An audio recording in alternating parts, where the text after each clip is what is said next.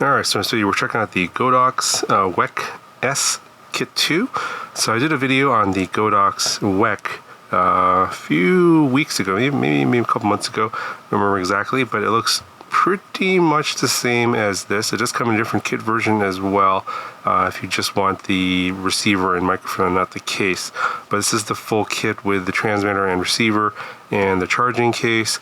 And the main difference between this one and the original WEC is obviously the dash S here, and this is specifically for Sony camera users, and it will interface the receiver into the hot shoe of the Sony camera, so you don't have to run that analog 3.5 millimeter jack microphone cable from the receiver to the 3.5 millimeter ports, and just make it a nice clean interface. So for those of you that are Sony camera users with a hot shoe, electronic hot shoe that can take advantage of this, this is a very nice clean setup here for the wireless receiver. Now, as I said, I did a video on the original WEC, which is going to be for all cameras because it has the audio jack out. So if you want to see that review, I'll link that down in the video description. I'll put all the relevant specs here in terms of for your audio files. As far as I am aware, the specs themselves are the same, and the only major difference is the addition of the hot shoe capability for Sony cameras. I believe this will also still work with regular cameras as well, with the 3.5 millimeter cable. That's still there as well. But of course, if you have a Sony camera, you don't need that, and you just plug that in and it'll be powered from that, and you're good to go. So let's go ahead and take a quick look around the box. So again, this is the Kit 2, and here's a little picture of what the receiver looks like with the hot shoe, and it's built right in. So you just pop it right on, and we'll show you that here. And here's a picture of what it looks like. And there's also a little built-in microphone in the back of this one as well. Here are the transmitters, of course. Nothing on this side. Got some specs here in the back. So 2.4 gigahertz wireless lavalier mic, 200 meters of range. Okay, let's pop this open. Got a microfiber cleaning cloth and some documentation here. Quick start guide. We'll of course go over this as well in case you missed the first video. You know, the functions I believe are going to be all the same for the transmitter and receiver. And here's the full user's guide. And it just comes in multiple languages. And again, it comes in a nice carrying case for everything. So this is the charging case, and it should have everything inside here. We gotta get rid of the plastic, of course. Here are all the accessories. You got your 2 wind muffs for the 2 transmitters, USB-C charging cable, and you get your 2 3.5 millimeter cables here, and one's a TRS and the other one's a TRRS. And it looks like we have a 3rd wind muff. I think this is for the receiver that has a built-in microphone now. Alright, so here's the case here. You got your USB-C port for charging in the bottom. The back, got some lights there. This is going to indicate the charge level of the case. And here are the components. You have your 2 transmitters, and they are, the contact points are covered up with some tape. You have to remove that to charge these. And let's go ahead and stick everything back in here, and this should start, the LEDs should start blinking to indicate that they're charging. Yeah, so it looks like they're going to charge up here, and this level should go down. But this is the these are the receivers, or these are the transmitters, the 2 on the side. And just to quickly go over the buttons, so you have your pairing button here, denoise button, or I guess it turns on the noise reduction mode. Got your power button here, LED indicator light here. The microphone is on top over here, and that's where you're going to place the wind muff to protect you from wind noise. Bottom, you got your USB-C port there, and you got your 2 contacts for charging, but you can also obviously just plug this directly into a USB-C source to charge it up if you don't want to use the case. Alright, so here's a look at the receiver, and so there's the hot shoe interface that goes right into the Sony camera. USB-C port there for charging, and there's the on-off switch here on this side. It says receiver mic on-off. You have your digital and analog switch, so when you're using digital, then that's going to use the digital interface. If you want to switch it to analog and use the 3.5mm out port, you can use that. That'll go directly to the camera via one of those two cables that I mentioned earlier before. And you got your power button here. This one here is a pairing or volume up button, and then this is the mode or volume down button. And then we have a little indicator light there for if it's connected to the hot shoe, and then the two transmitters are blinking because it's looking for a connection because they are currently off. When they go into the case, they turn off and they go to charging mode. Alright, let's do a little quick test here. So there is a little latch here, a locking latch to get this installed. And there's the mic on the back of the receiver, so you can actually use that. I guess this will be good for interviews. You can speak to this into this, and then you have your two transmitters on your subjects that you're filming, and you can have 3 sources of audio. So let's go ahead and we'll just slide this in.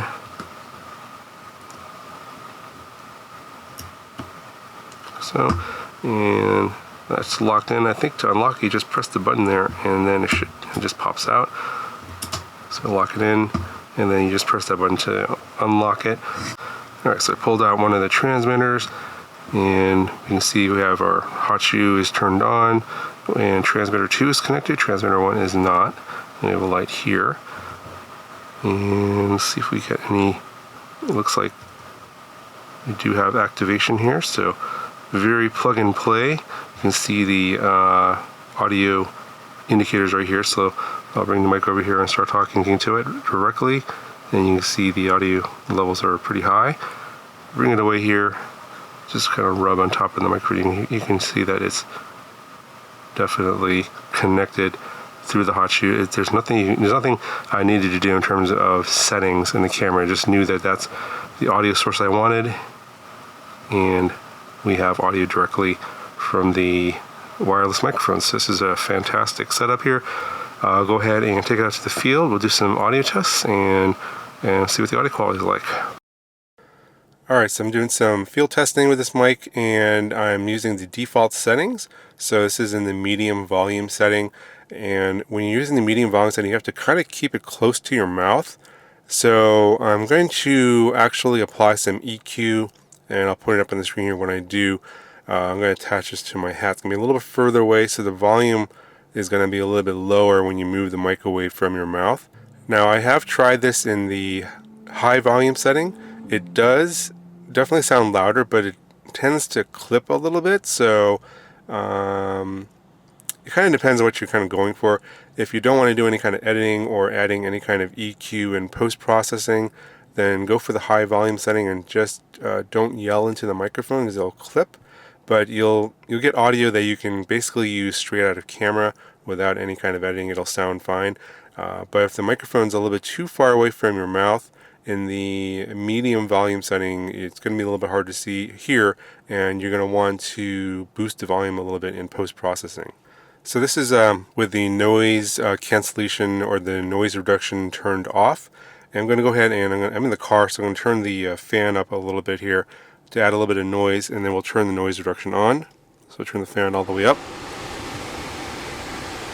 So you should probably hear that, although I'm not sure if it's going to come through with a wind muff on. Maybe, maybe not, I'm not sure. But I'll go ahead and turn the noise reduction on. So we have the yellow light here, the orange light, and noise reduction is turned on now, so you should be able to hear a little bit of difference between the fan noise and the fan still going, and we'll have a little bit of noise reduction, so hopefully that sounds a little bit better. Okay, so I'll have the microphone a little bit further away now and have the post-processing turned on, so a little bit of EQ applied to the audio to boost it and make it a little bit more clear.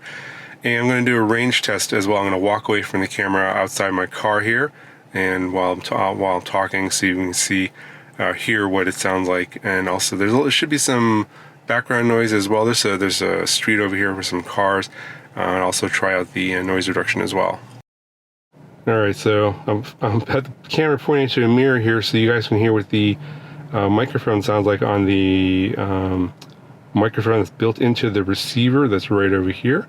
So just give you an idea of what that sounds like, and I expect it to sound just like the other microphones that are wireless, but this is actually built into the receiver. Just give you an idea of what that sounds like. Alright, so I'm outside my car now. I got the microphone on my hat a little bit further away from my mouth, so I have a little bit of EQ applied. There's some road noise there over to my right, and I'm just going to walk away backwards. If you watch the previous review that I did, I think this one sounds exactly the same. So I'm going to make sure that I'm not blocking the microphone and the receiver and the transmitter with my body. Sometimes when you do that, the audio will just get cut off and it won't reconnect. So it's about 200 meters, I think, is what's advertised. There's some cars here, road noise over there. I'm going to go ahead and press that noise reduction button. Alright, put it back on my hat. So, have the noise reduction turned on now. And it's actually not that noisy because there's not too many cars going by right now.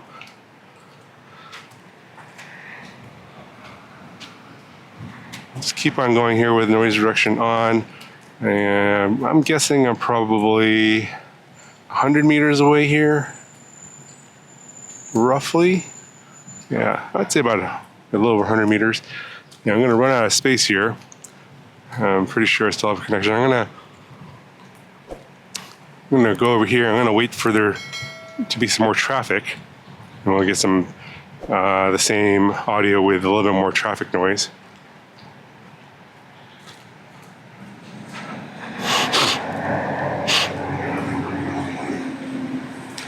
There's a truck over there. More cars going by now. A lot more cars going by. So this is with noise reduction turned on.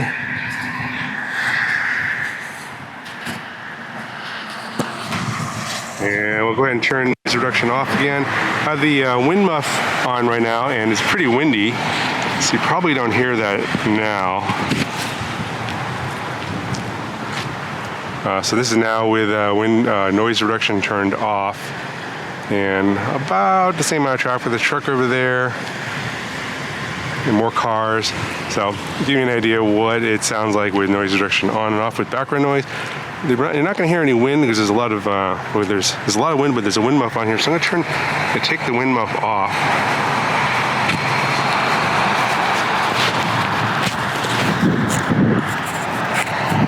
Alright, so this is with the wind muff off. You're going to want this when it's windy. The wind has died down a little bit. I'm going to face the wind here. It's going to blow right into the microphone. And so this is what it sounds like without the wind muffs. But with the wind, you're going to want this on here. Alright, so I should give you a good idea what the microphone sounds like. And as I said, I think it sounds just like the previous version, the non-Sony version. I'm pretty much sure it's the same hardware.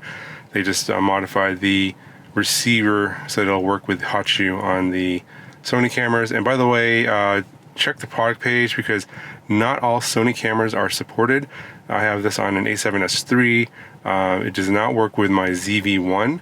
So I don't know if it works with other ZV-1s like the Mark II or not. I don't have that camera, but on my ZV-1 Mark I, the original, it does not work without hot shoe. It's not compatible. Although they say there might be a firmware update in the future, I wouldn't necessarily count on that. So if you're looking at getting this for your ZV-1, I would probably wait and see what happens and check the product page and make sure that your particular Sony camera is supported. Anyway, that's going to do it for this video. Got any questions, let me know down in the comments section below. Talk to you guys in the next video.